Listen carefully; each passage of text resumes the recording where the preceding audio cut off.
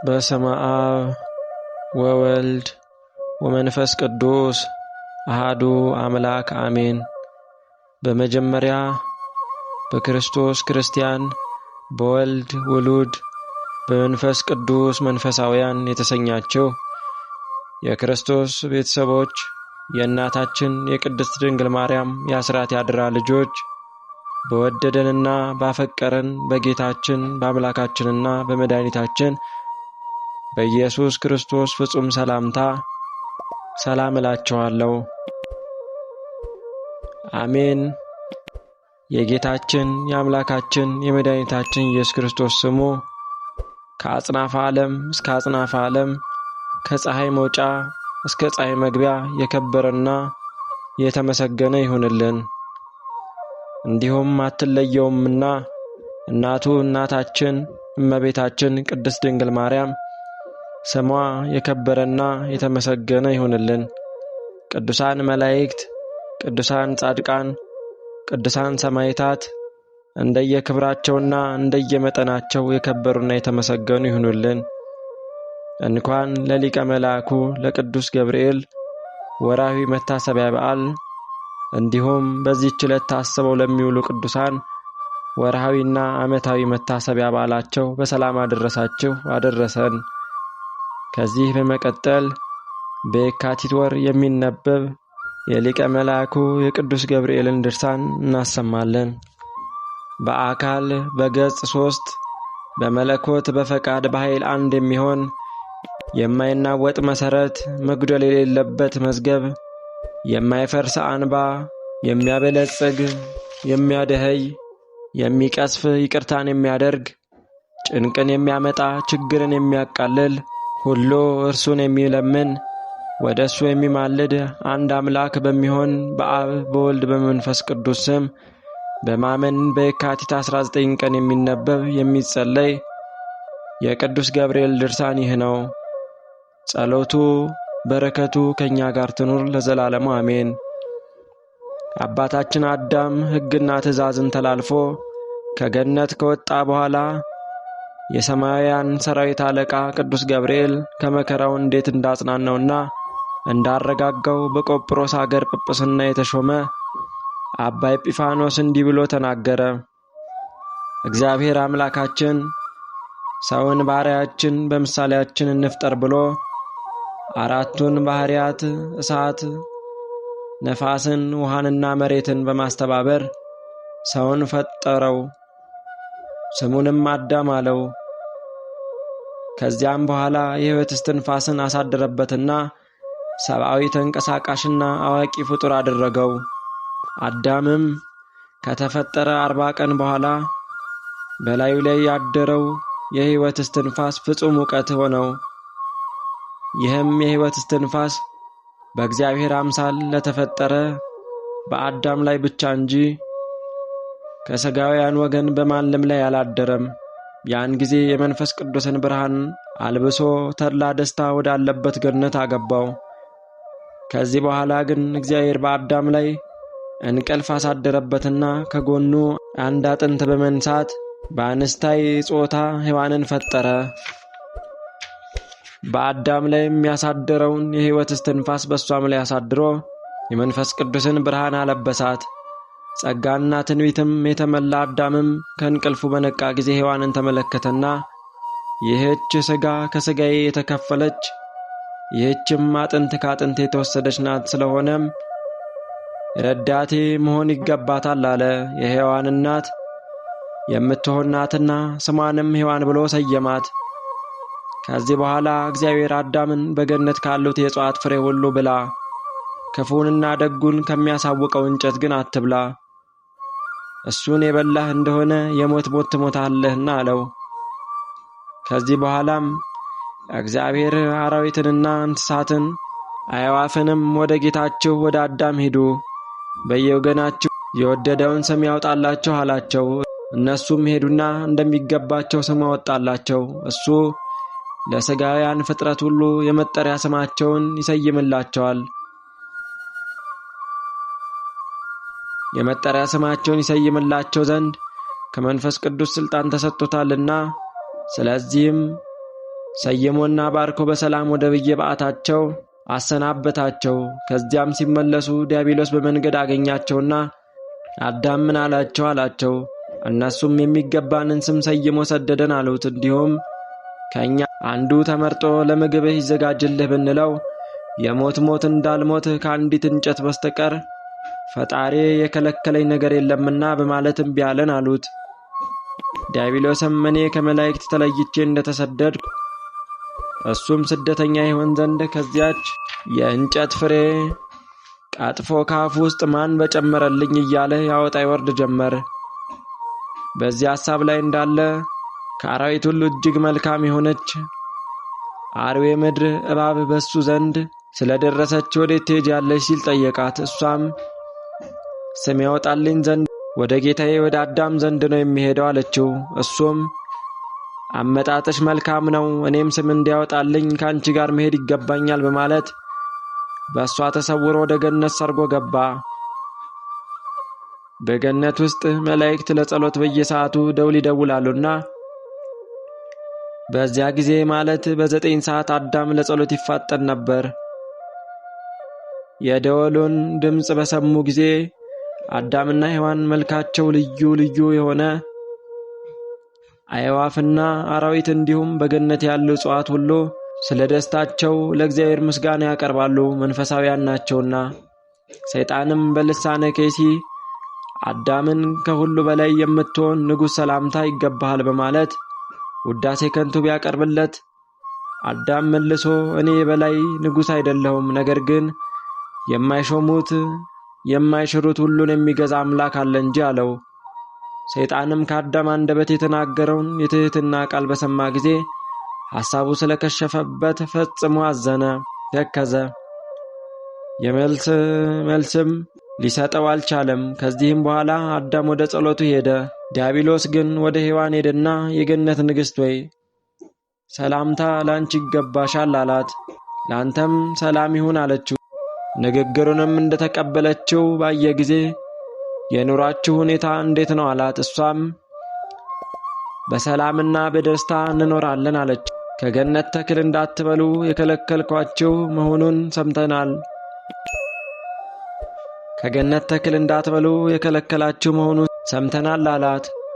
እሷ ግን ከአንዲት እንጨት በስተቀር የተከለከልነው ነገር የለም፣ ይህንንም ነፍጎን ሳይሆን እንዳንሞት ነው አለችው። እሱም የምትሞቱ ሆኖ አይደለም፣ ነገር ግን ክፉንና ደጉን የምታውቁ አምላክ ትሆናላችሁ ብሎ ነው እንጂ አላት። ይህንንም በሰማች ጊዜ ከዚያ የእንጨት ፍሬ ለመብላት ስትቻኮል ዲያብሎስ ፈጥኖ እጇን ያዛትና አምላክ ለመሆን ከፈለግሽ ብቻሽን ለመብላት አትቸኩይ፣ አይሰምርልሽምና፣ ነገር ግን ከባልሽ ዘንድ ሂጂና አንድ ጊዜ ለሱ አጎርሺው፣ እሱም ላንቺ ያጎርስሻል አላት። እሷም ወደ ቧላ ወሰደችና እንደ ነገራት አጎረሰችው። ያን ጊዜውንም የእግዚአብሔር ረድኤት ተለያቸው፣ የመንፈስ ቅዱስም ጸጋ ከላያቸው ተገፈፈ። በመሸም ጊዜ እግዚአብሔር መላእክትን በማስከተል ወርዶ በገነት መካከል ቆመና አዳም ወዴት አለህ አለው። አዳምም አምላክ ሆይ ድምፅህን ስለሰማሁ ራቁቴን በመሆኔ የበለስ ቅጠል ለብሼ ተሸሽጌአለሁ።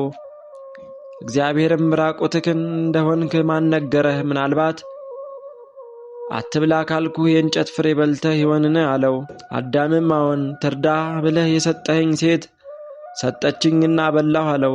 ሔዋንንም በውኑ ይህንን ነገር አድርገሽዋልን ብሎ ቢጠይቃት አቤቱ ጌታዬ እባብ አስታኝ በልቻለሁ አለችው። እግዚአብሔርም እባብን ረገማት። ከዚያም ጊዜ ጀምሮ በሔዋንና በእባቢቱ ልጆች መካከል ከፍተኛ ቅራኔ ተፈጠረ። ዳግመኛም እግዚአብሔር ሔዋንን በየወሩ 7 ቀን የመርገም ደም ይሁንብሽ፣ በምጥ በጋር በጭንቅ ውለጂ፣ ከወለድሽም በኋላ ፈቃድሽ ወደ ባልሽ ይመለስ፣ ለእርሱ በዘመንሽ ሁሉ የሥልጣኑ ተገዥ ሁኚ አላት። አሁንም እግዚአብሔር አዳምን ምድር ባንተ ምክንያት የተረገመች ትሁን፣ ቀድሞ ከመሬት እንደተገኘ እንዲሁ ወደ መሬትህ ትመለሳለህ አለው። ከዚህም በኋላ እግዚአብሔር የቆዳ ልብስን አልብሶ ተድላ ደስታ ካለበት ከገነት አስወጥቶ በዚያው በገነት አካባቢ አስቀመጣቸው፣ አሰፈራቸው። ከዚህም በኋላ እግዚአብሔር ገነትን በሱራፊ መልአክ አስጠበቀ።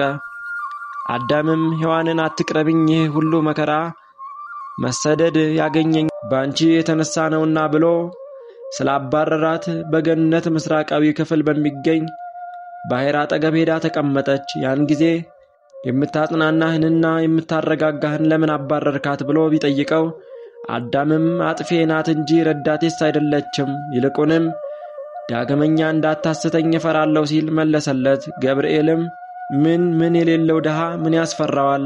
አንተ እንደሆንክ ከጌትነት ወደ ባርነት ተለውጣል። አሁንም ከሷ በቀር አንዳችም የሚበጅህ የለም ባለው ጊዜ አዳምም እንዲህማ ከሆነ ትምጣ እንጂ ምን ለማድረግ እችላለሁ አለ። ቅዱስ ገብርኤልም እንዲህ በመጀመሪያ ጊዜ ሴት ወደ ባሏ የምትሄድ አይደለችም፣ ወንድ ወደ ሚስቱ ይሄዳል እንጂ ብሎ ስላስረዳው አዳም ተነስቶ ወደ እሷ ሄደ። እሷም ባየችው ጊዜ ወደ እሱ ቀርባ ሰገደችለትና አንገት ለአንገት ተቃቅፈው እየተላቀሱ ስለገጠማቸው ችግር ተወያዩ።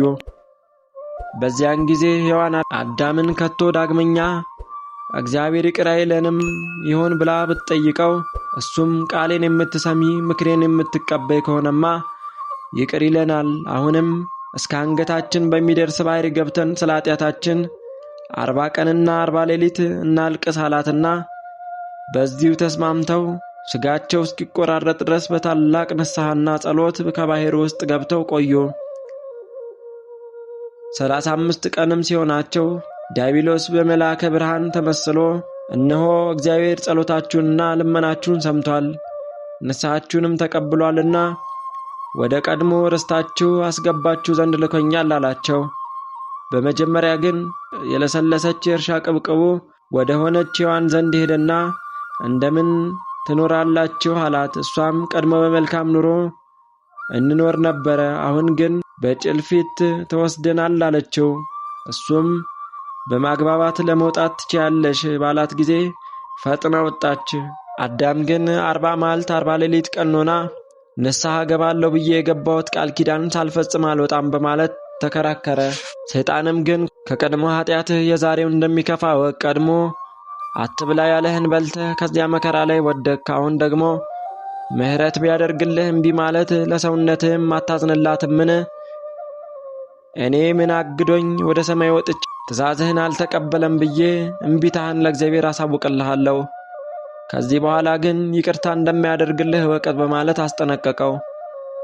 አዳምም ፍራቻ ስላደረበት እሺ ብሎ ከወጣ በኋላ ሁለቱንም እየመራ ወስዶ ከገነት በር አደረሳቸው። እኔ ማን ነኝ ታውቁኛላችሁ ብሎ ቢጠይቃቸው እኛስ አናውቅህም ሲሉ መለሱለት። እሱም በገነት የመኖር መብታችሁን ገፍፌና ነጥቄ የወሰድኩባችሁ እኔ እኮ ነኝ። አሁንም ንስሐችሁን ሳትፈጽሙ ሐሳባችሁን ያደናቀፍኩባችሁ እኔ ነኝ። እንግዲህ ጠፍታችኋል፣ የመዳን ተስፋ የላችሁም፣ ቃል ኪዳናችሁን አፍርሳችኋልና አላቸው። አዳምም ይህንን በሰማ ጊዜ ጠላቴ ዳግመኛ በወዴት አገኘኝ በማለት ከምድር ላይ ወደቀ።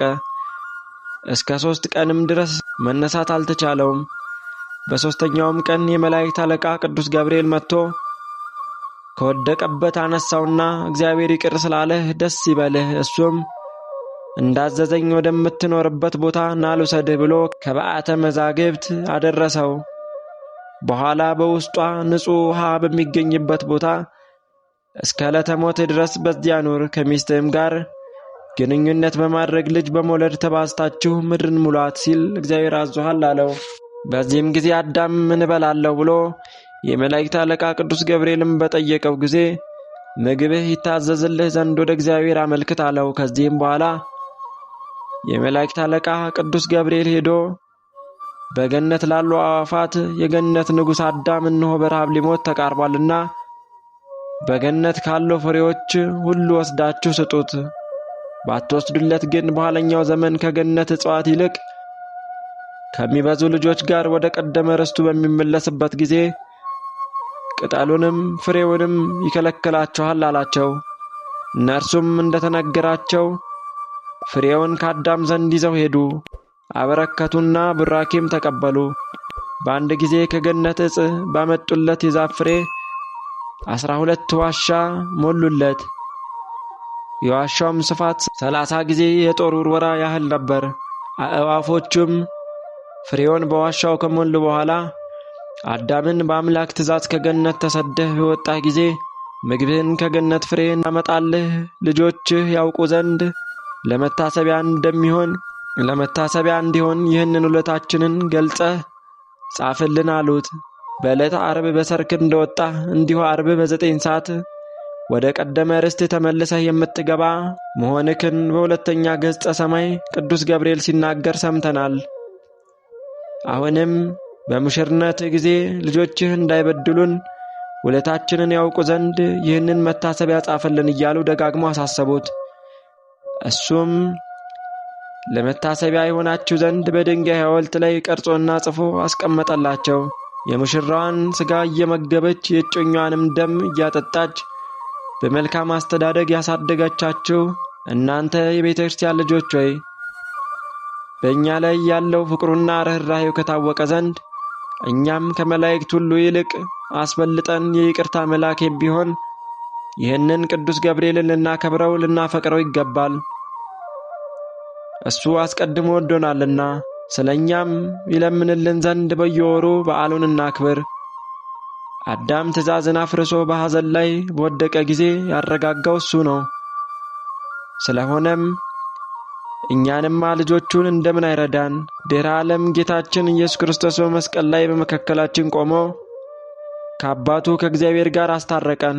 እሱ አምላካችን ነውና እንደኛም ሰው በመሆኑ በመስቀሉ ላይ ባፈሰሰው ደም ሰላምን መስርቶ በሰማይና በምድር ያሉትን አስታረቀ ብሎ ሐዋርያው ጳውሎስ መሰከረ። በመስቀሉ የፈጸመው ፍቅርና የመሰረተው ሰላም በእኛ ላይ ይሁን ለዘላለሙ አሜን። ጸሎቱ በረከቱ ከእኛ ጋር ይሁንና የመላእክት አለቃ ቅዱስ ገብርኤል ያደረገው ተአምር ይህ ነው። ሰዎች ቤተ ክርስቲያንን ከሰሩ በኋላ ለእያንዳንዱ ምሰሶ ያለው መሠዊያ ሰሩ።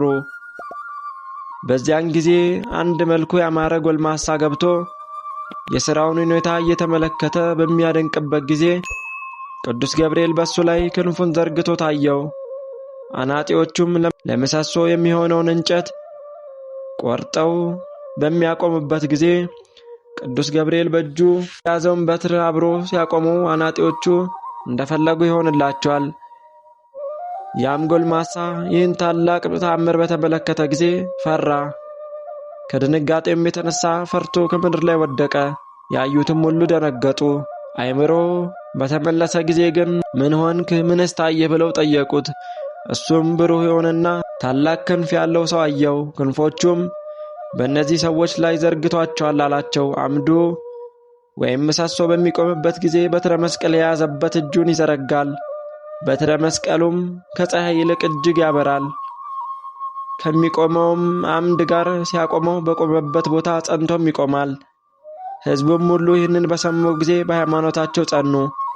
ባለጠጎችም ድሆችም፣ ትንሹም ትልቁም፣ ሎሌውም ጌታውም ሁሉም አቅማቸው በሚፈቅደው መጠን መባቸውን ለቤተ ክርስቲያን አስገቡ።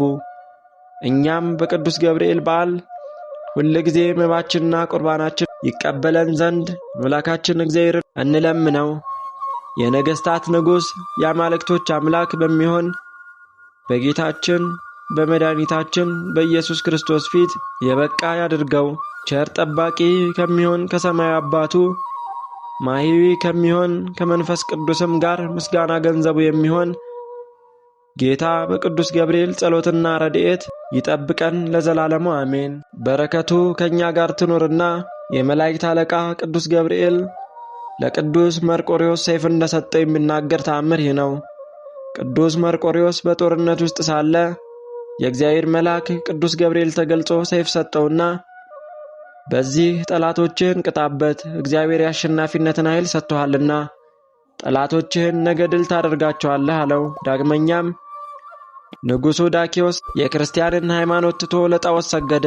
አንተ ግን በሕግ ተጠብቀህ አባቶችህ ባስተማረው ሃይማኖት ጸንተህ ኑር ብሎ ነግሮት ከሱ ተሰወረ። በረከቱ ከእኛ ጋር ትኑር ለዘላለሙ አሜን።